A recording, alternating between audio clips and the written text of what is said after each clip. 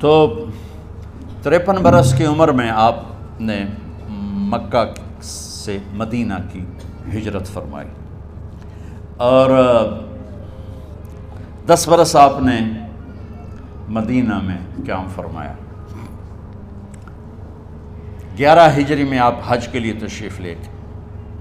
اور یہ صورت آئی 11 تاریخ کو، 11 حج کے، ذوالحج، اذا جاء نصر اللہ والفتح۔ اس میں اشارہ تھا کہ میرے نبی آپ کا مشن مکمل ہو چکا ہے، اب آپ ہمارے پاس آنے کی تیاری فرمائیں۔ تو یہ جب یہ زوال سے پہلے آپ اپنے خیمے میں لیٹے ہوئے تھے، یہ آخری صورت قرآن کی جو نازل ہوئی، تو آپ نکلے زوال کے بعد، آپ نے تینوں شیطانوں کو پتھر مارے، پھر آپ اپنی اونٹنی عذبہ پہ سوار ہوئے، اور آپ نے یہ تاریخی جملہ بولا، ایھا الناس عسیٰ اللہ تلقونی بعد عامی ھذا، لوگو یہ میری تمہاری آخری ملاقات، آج کے بعد تم مجھے نہیں دیکھو گے۔ واپسی پر آپ نے معاذ بن جبل کو مدینے سے یمن روانہ فرمایا، تو معاذ بن جبل سے ایسی محبت تھی کہ ان کو سی آف کرنے کے لیے 7 میل پیدل چلے، 7۔ اب کسی کو روانہ کرنے کے لیے ساتھ نہیں چلتے تھے، مسجد سے روانہ کر دیتے، معاذ بن جبل کو 7 میل ساتھ چلے، اور جب آخری پوائنٹ آیا سفر کا تو کہنے لگے، معاذ عسیٰ اللہ تلقانی بعد عامی ھذا، معاذ یہ تیری میری آخری ملاقات ہے، وَلَعَلَّكَ تَمُرُّ بِقَبْرِي وَمَسْجِدِي ھذا، جب تو واپس آئے گا تو میری قبر دیکھے گا اور میری مسجد مجھے نہیں دیکھے گا۔ تو فَبَكَىٰ مُعَاذٌ جِشْعًا لِفِرَاقِ رسول اللہ، تو معاذ بن جبل پھوٹ پھوٹ کے رونے لگے آپ کی جدائی کا تصور کر، تو آپ کی آنکھوں میں بھی آنسو آ گئے، تو آپ نے جلدی سے منہ یوں پھیر لیا، معاذ پیچھے ہو گئے اور آپ ادھر ہو گئے، اپنے آنسو چھپا لیے، اور فرمایا، معاذ ان اول الناس بی المتقون من کانوا وحیث کانوا، معاذ اس جدائی کا غم نہ کر، جو تقوی پر مرے گا وہ میرا سب سے قریب ہوگا، چاہے وہ پاکستان میں ہو چاہے افریقہ میں ہو، میرے سب سے قریب وہ ہوں گے جو تقوی والے ہوں گے، جو اللہ سے حیا کرنے والے ہوں گے۔ جب آپ واپس تشریف لائے، 29 محرم صفر، 29 صفر عصر کی نماز کے بعد ایک جنازہ تھا، اس جنازے کو پڑھانے کے بعد اس کو دفن کے لیے آپ جنت البقیع تشریف لے گئے۔ وہاں سے واپس ہونے لگے تو سر درد اٹھا، اور وہ درد ایک دم بڑھنا شروع ہوا، اور اس دن باری حضرت عائشہ کے گھر کی تھی، تو آپ گھر میں تشریف لاتے لاتے درد کے ساتھ بخار، تیز درد، تیز بخار، اور 14 دن، 12 ربیع 29 30 2 دن یہ، اور 12 دن اگلے 14 دن آپ نے بیماری دیکھی، مسلسل سر درد اور مسلسل بخار، اور روزانہ آپ جب گھر بدلتے، اس وقت 9 بیویاں زندہ تھیں، تو آپ پوچھتے کل کس کی باری ہے، کل کس کی باری ہے، جی میمونہ کی ہے، اگلا دن کل کس کی باری، جی حفصہ کی ہے، کل کس کی باری ہے، ام سلمہ کی ہے۔ تو بیگمات نے اس سے سمجھا کہ اللہ کے نبی یہ چاہتے ہیں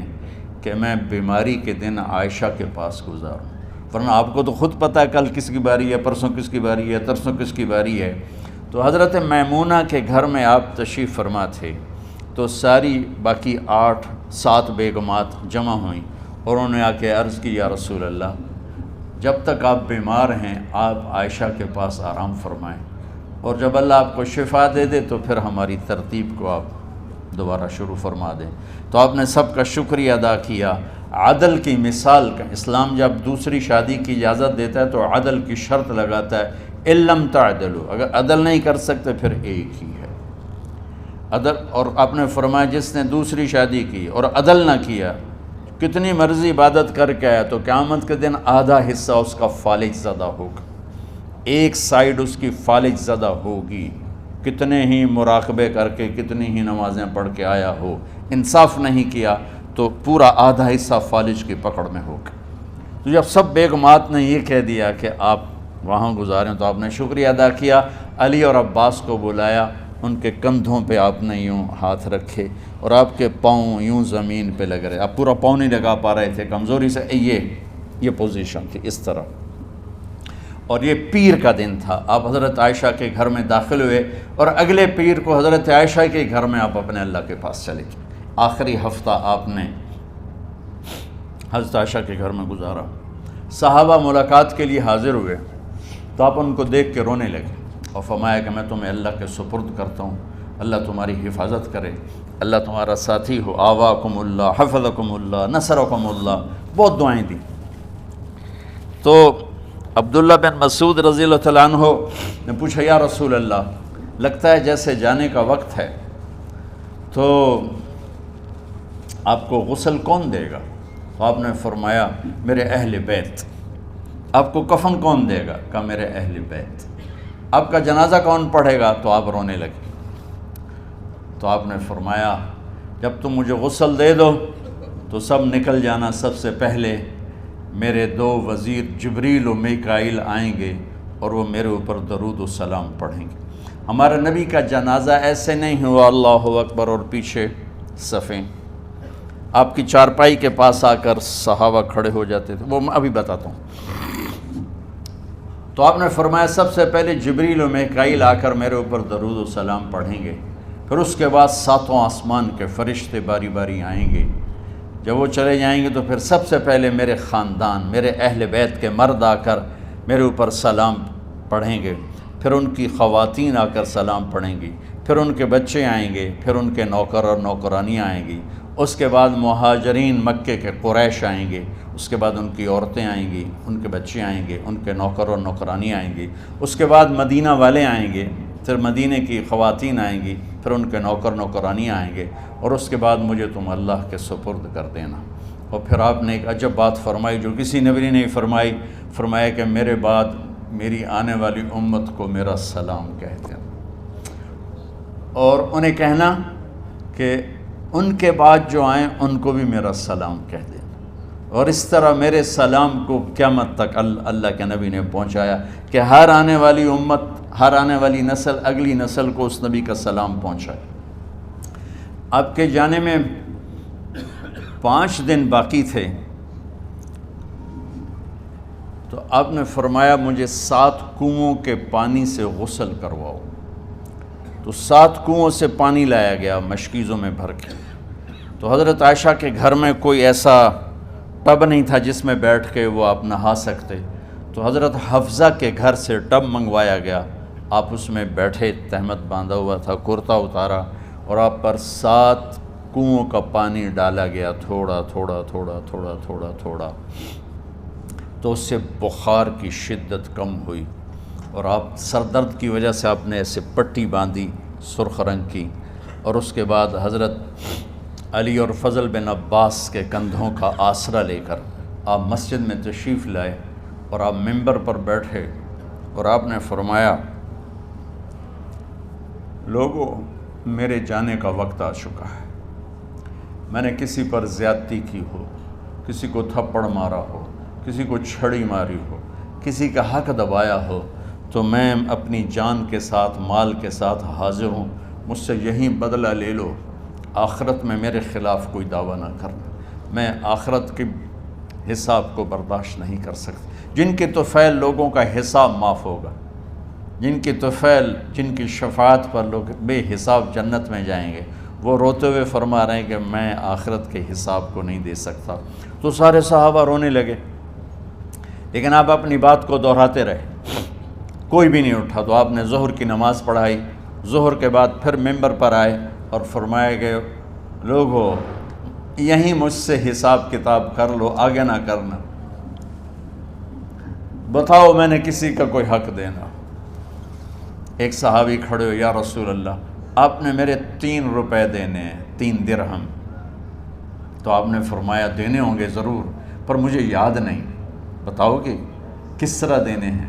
کہ یا رسول اللہ آپ کے پاس سائل آیا تھا، آپ سے مانگا، آپ کے پاس تھے نہیں، تو آپ نے مجھ سے کہا تیرے پاس کچھ ہیں؟ تو میرے پاس 3 درہم تھے، تو آپ نے فرمایا تو دے دے، میں بعد میں ادا کر دوں گا۔ تو ہاں یاد آ گیا، میرے نبی کے گھر میں تو تیل نہیں تھا، ایک چھٹانگ جس سے چراغ جلتا، پیسہ کہاں سے آتا؟ تو آپ کے سامنے آپ کے کزن فضل بن عباس کھڑے تھے، آپ نے فرمایا فضل میرا قرضہ ذمے لیتے ہو؟